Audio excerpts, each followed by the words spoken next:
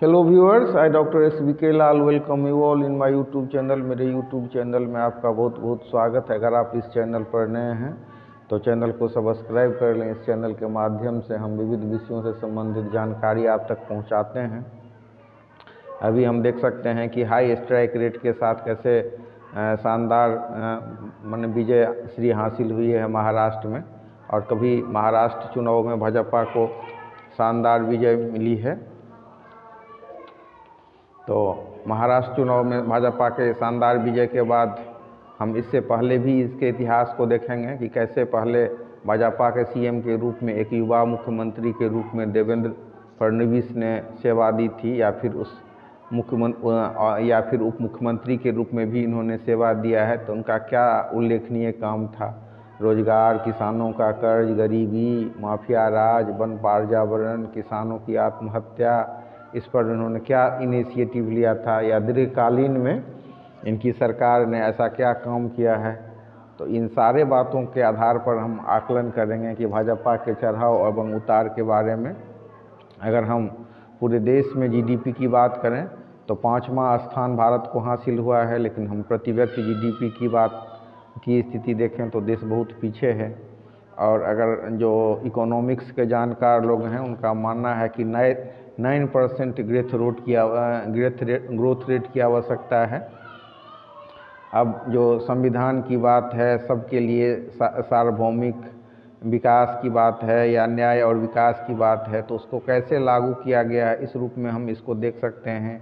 न्याय कैसा विलम्ब है भारत में, कैसे एक एक केस का जो फैसला होता है 40-50 वर्ष में होता है, कि कुछ आदमी झूठे मुकदमे में फंसे हैं। इस सब के लिए सरकार की क्या स्थिति रही है नरेंद्र मोदी के 10 साल के कार्यकाल में। तो इन सब बातों से भी हम चढ़ाव और उतार को आंकते हैं। या मतलब मेरा व्यक्तिगत रूप से मानना है कि सिर्फ एक चुनाव या 2 चुनाव या 4 चुनाव में या सत्ता पर काबिज होने के बाद या फिर हार जाने के बाद आप मिट गए या उतार हो गया, ऐसा नहीं है। आपने ठोस रूप में इंफ्रास्ट्रक्चर के रूप में कितना काम किया। वहीं अगर मैं तुलना करूं, या मतलब हम लोग तुलना करें कि भाजपा के किसी मुख्यमंत्री की तुलना वाई राजशेखर रेड्डी से कर सकते हैं, या प्रताप सिंह कीरो या कामराज या जयललिता से कर सकते हैं, जिन्होंने ग्रास रूट लेवल पर काम किया था। तो इस आधार पर हम आकलन कर सकते हैं। और मतलब कोई लहर में सवार होकर के या एंटी इनकम्बेंसी फैक्टर के हिसाब से या विकल्पहीनता की स्थिति में अगर मतलब कोई पार्टी सत्ता में आती है, तो उसको हम सीधे अगर चढ़ाव कर दें या मतलब समझ लें कि वो बहुत सफल हो गई, तो ऐसी बात नहीं है। तब तो हम देख सकते हैं कि 60 साल से ज़्यादा शासन करने वाली पार्टी का आज क्या स्थिति है। अगर हम क्षेत्र वाइज भाजपा के मुख्यमंत्री सब का आकलन करें तो हम देख सकते हैं शिवराज सिंह चौहान, जो कि यमराज सिंह चौहान के नाम से भी जाने जाते हैं। रमन सिंह, जो छत्तीसगढ़ में बीजेपी का जो गढ़ था, वहाँ से फिर मतलब पीछे चले गए, पराजय का सामना करना पड़ा। रघुवीर दास मुख्यमंत्री हुआ करते थे झारखंड का, उनके काम को याद रखें। या खट्टर की जो पारी रही है, या वसुंधरा राजे जो राजस्थान में शासन किए हैं, तो इनकी योगदान, सोच और सपने की बात कीजिए। उसके बाद फिर आप अन्य जो पहलू हैं उनको ध्यान दीजिए, तब समझ में आएगा कि भाजपा कितना चढ़ाव में और उतार में है। अगर हम श्यामा प्रसाद मुखर्जी और दीनदयाल उपाध्याय की बात करें तो श्यामा प्रसाद मुखर्जी प्रख्यात वकील थे और दीनदयाल उपाध्याय प्रख्यात सामाजिक कार्यकर्ता। तो उनके समय में जब जनसंघ हुआ करता था, तब से लेकर के आज तक स्थिति बहुत बदली है। वर्तमान में भाजपा एक विशाल सुव्यवस्थित चुनाव मशीनरी के रूप में सुव्यवस्थित है, लेकिन हम देख सकते हैं कि संगठन अभी भी इसका कमज़ोर है। मुख्यमंत्री के रूप में जब नरेंद्र मोदी जाते थे विदेश में, तो अर्थशास्त्र पर बहुत फोकस करते थे। और ये सच भी है कि गुजरात में जहाँ कहीं भी आपको अगर नौकरी नहीं लगे तो गुजरात लोगों को नौकरी देता था। फिर अगर हम मतलब पूरा भाजपा का आकलन करें तो कोई भी गवर्नमेंट जब सत्ता में होती है, चाहे वो भारत हो या विदेश हो, एंटी इनकम्बेंसी फैक्टर भी होता है, रोजगार।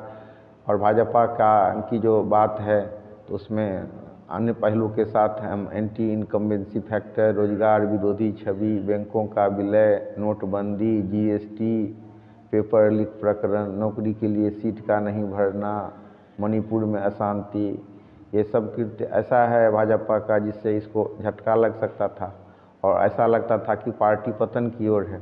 लेकिन 2024 में भाजपा को सीट भी कम मिली। लेकिन ये भी है कि जो अभी जो ये क्षेत्र में जो चुनाव हुए हैं तो उसमें भाजपा को बढ़त मिली है। और अगर हम विश्लेषकों की माने तो ऐसा कहा जाता है कि राहुल गांधी का जो वामपंथी विचारधारा है वो खारिज हो गया, जिसमें कि देश ऐसा नहीं चाहता है कि कोई नेता कारपोरेट का विरोधी हो, बल्कि वो भी कारपोरेट का हिस्सा बनना चाहता है। और इस कड़ी में भाजपा की विफलता है कि 12 लाख लोगों को रोजगार देने वाले और 2000 रुपये से 60,000 करोड़ का साम्राज्य प्रारंभ करने वाले सहारा इंडिया के प्रमुख सुब्रतो राय के साथ जो देश ने व्यवहार किया और अंबानी अडानी के साथ जो व्यवहार हो रहा है उसमें अंतर है। लेकिन भाजपा की उपलब्धि राम मंदिर, धारा 370, रेलवे का विद्युतीकरण, 80 करोड़ लोगों को मुफ्त अनाज, देश में हो रहे तीव्र इस्लामीकरण की धार कुंद करना जैसे मामले हैं। और जीडीपी में भारत 5वां स्थान प्राप्त किया है, रियल एस्टेट में भी बढ़त हासिल है। लेकिन ये रेखांकित करना होगा कि राज्य को जो दिया जा रहा है पैकेज उसका सदुपयोग हो रहा है दुरुपयोग। और हम देख सकते हैं कि देश पर लोन कितना बढ़ गया है। और कारपोरेट सेक्टर की भी जिम्मेवारी है। अगर मतलब कोई कारपोरेट सेक्टर में टॉप पर है तो उसके साथ उसकी सामाजिक जिम्मेदारी है कि वो शिक्षा, स्वास्थ्य इस सब के लिए भी काम करे, इंफ्रास्ट्रक्चर के भी लिए भी काम करे। तो कुछ देश में ऐसे उद्योगपति हैं जो टॉप में हैं, जिनके पास पूंजी है, पर वो चैरिटी नहीं चलाने के मामले में बदनाम है। तो कुल मिलाकर के अगर हम आकलन करें तो देश में जो वंश परंपरा की राजनीति थी, जैसे महाराष्ट्र में शरद पवार, बिहार में लालू तेजस्वी, यूपी में अखिलेश और क्षेत्रीय दल सब है, उस सब के साथ जो भाजपा ने समन्वय किया है तो या उसके साथ जो लड़ाई लड़ी है, तो उसमें सबसे ज़्यादा भाजपा का जब कांग्रेस से मुकाबला होता है तो भाजपा आगे निकल जाती है। लेकिन क्षेत्रीय दल के साथ जब मुकाबला होता है तो भाजपा पीछे पड़ जाती है। तो क्षेत्रीय दल के साथ ही इसने समन्वय किया है। और महाराष्ट्र में हम देख सकते हैं शिवसेना भाजपा, शिवसेना मतलब शिंदे, तो महाराष्ट्र में शिवसेना भाजपा, शिवसेना शिंदे गुट एनसीपी का गुट के साथ उसने गठबंधन किया। यूपी में भी अपना दल के साथ, पंजाब में अकाली दल, असम में असम गण परिषद, गोवा में महाराष्ट्रवादी गोमांतक पार्टी, तमिलनाडु में जयललिता, कर्नाटक में जेडीएस, बिहार में जेडीयू, लोक जनशक्ति मांझी, आंध्रा में चंद्राबाबू नायडू। तो इस तरह से गठबंधन की भी राजनीति भाजपा करती है। और अभी जो इसकी स्थिति हुई है जिसमें इसको विजय मिला है, तो इसको सिर्फ राजनीति ही की बात नहीं है। पहले वाला जो स्थिति थी नरेंद्र मोदी की कि वो इकोनॉमिक्स की भी बात करते थे, तो और अभी देश में जब इतना दिन से सत्ता में है तो हर एक चीज़ पर भाजपा को फोकस करना होगा। सिर्फ राजनीति ही की बात नहीं है। राजनीति, न्याय, विचार, उद्योग, बेरोजगारी दूर करने में ये पार्टी कितना संभव होती है, उस हिसाब से हम समझेंगे कि आगे